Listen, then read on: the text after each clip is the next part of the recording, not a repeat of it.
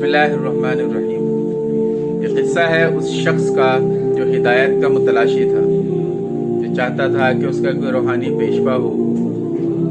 यही बात सोचते हुए उसने एक शख्स की तरफ सफ़र शुरू किया, मगर जाकर जब उसको देखा तो उसकी हालत तंग रह गई। ये वो नहीं था जो वो सोच रहा था, ये तो कुछ और ही निकला जो वो सोच रहा था। बिस्मिल्लाहिर्रहमानिर्रहीम। अस्सलाम वालेकुम वरहमतुल्लाहि वबरकातुहू।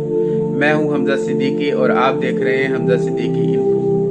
एक शख्स के बारे में ये बात आती है कि वो अल्लाह का बंदा हक का मुतलाशी था। वो चाहता था कि वो किसी की बैत करे, वो चाहता था कि किसी के पास जाए और जाकर अपनी रूहानियत की जो तस्कीन है उसको वो अच्छी तरीके से पूरा करे और रहनुमाई ले। आप इस बात को इस तरह भी कह सकते हैं कि वो किसी पीर की तलाश में, किसी मुर्शिद की तलाश में था। आखिर उसने एक शख्स के बारे में सुना, बहुत बड़े बुजुर्ग थे और उनकी तरफ आज़िम सफ़र हुआ।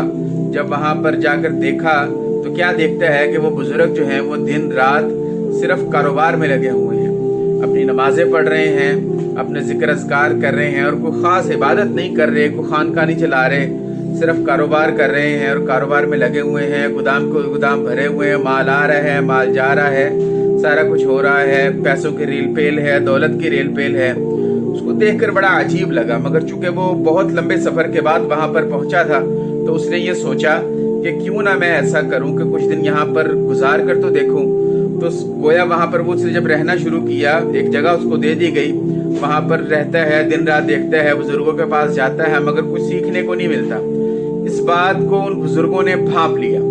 सो एक दिन उसके साथ पैदल जा रहे थे तो उसका हाथ पकड़ा और उसको कहा कि क्या मैं ऐसा ना करूं कि तुम्हारे साथ चलते चलते मैं आगे जाऊं और तुमको यूं ही मदीना ले जाऊं। तुम आंखें बंद तो करो, मैं यूं ही हम चलते जाएंगे और आगे जाकर हम मदीना में पहुंच जाएंगे।